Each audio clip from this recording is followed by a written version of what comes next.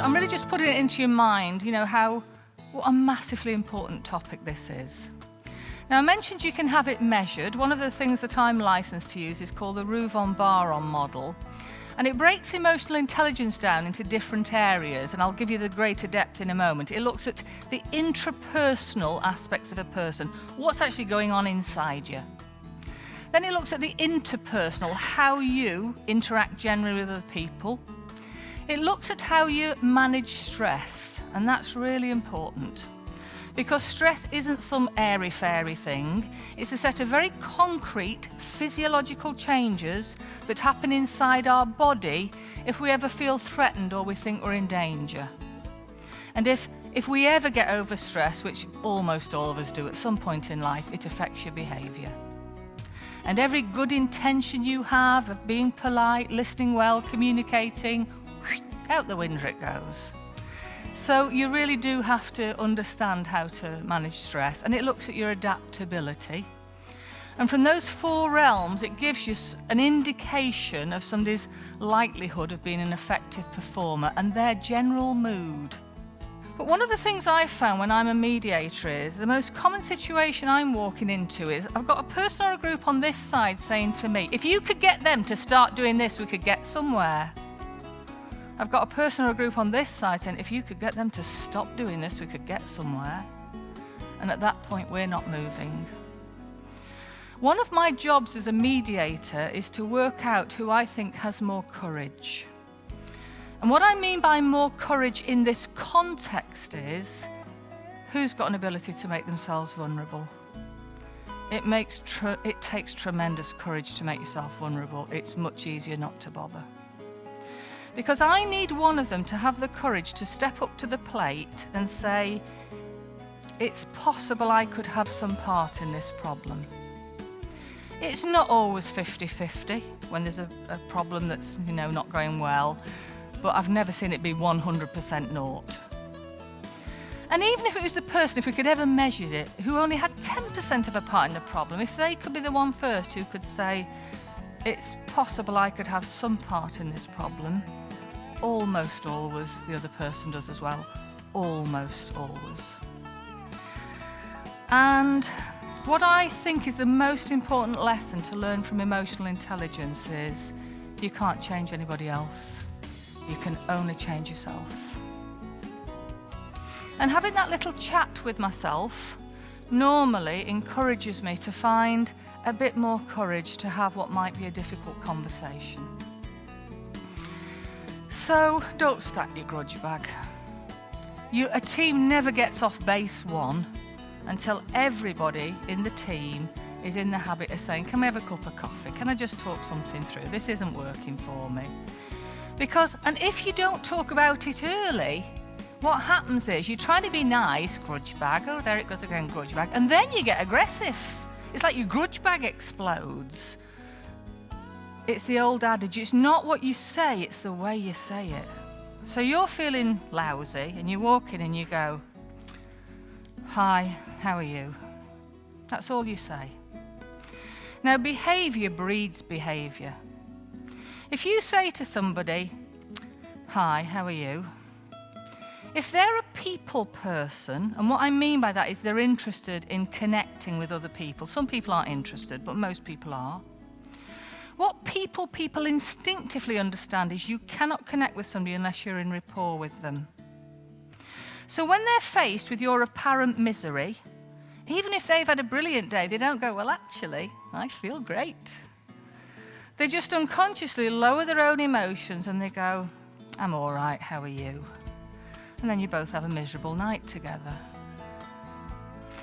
If on the way home you could do something that makes you feel better, that will improve your thoughts and that'll sort out your 93%. And one of the easiest way I've seen people manage to change the feelings is by using music. Buddha said, with our thoughts we create our world.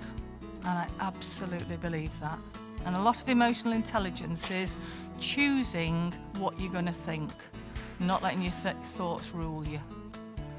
And because it's not what happens to us, it's how we process it that is actually the issue. And there's a quote by William James. Some people say he's the father of psychology, and he said, "Freedom is the ability to pause between the stimulus and your response." Freedom is the ability to pause between the stimulus and your response. And the reason is, if you can get into the habit of pausing when something difficult happens, you've actually got time to make a choice. You can think, shall I do what I normally do when somebody's irate with me? Or shall I do something else? And sometimes doing what you normally do is absolutely appropriate, and you think, no, I will do what I normally do. Sometimes you need to learn to fold your arms differently. And if you don't, you won't be as effective as you could be at your job. And that's why feedback is so helpful. And teams need to get into the habit of giving each other feedback.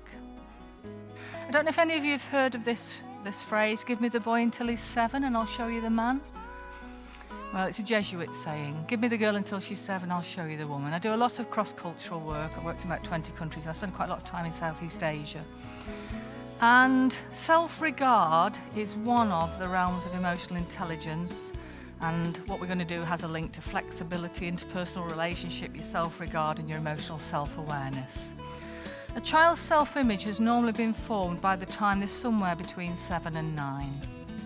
It's not as set in cement by the time you're 9. People can change it at any age, but we often don't realise that we kind of just got into the pattern of fulfilling the prophecy.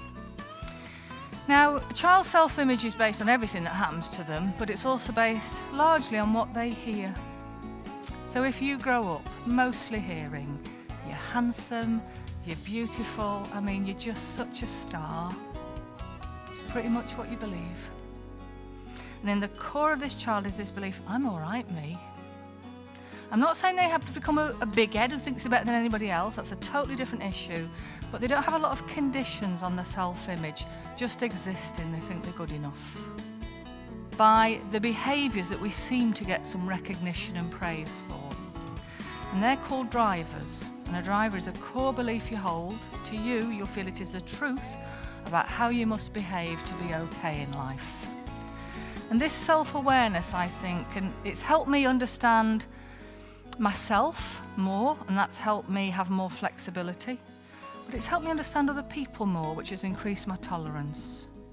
Now, there are 5 core drivers which seem to go across almost every culture I've worked in. And I just want you to think about yourself and think, which ones sound true for me? And for it to be a driver, it doesn't mean you just sometimes do this. It means you'd feel uncomfortable behaving in the reverse way. Now, the first one is called be strong. There are many women with a be strong driver, but there are more men who have it profoundly, and it's socialised. And if you have it doesn't mean you're not strong if you don't have it. If you have a be strong driver, you only feel okay if you're sorting things out yourself. You shouldn't be asking for any help. But the problem is sometimes you're not asking for help. You've got to sort this problem out yourself, and you could just lift your head up and say, has anybody come across this sort of issue before? Any ideas for this? But you don't. You spend another 2 hours with the impact on the client. And sometimes people think you're hard when you're not hard, because you'll never just say, actually, that phone call's really thrown me. And you don't want to look vulnerable. But actually, why that helps in the staff is, somebody can say, actually, I was really upset last week, and they just feel a bit more normal if I can talk to you about it and get some of it out of the system.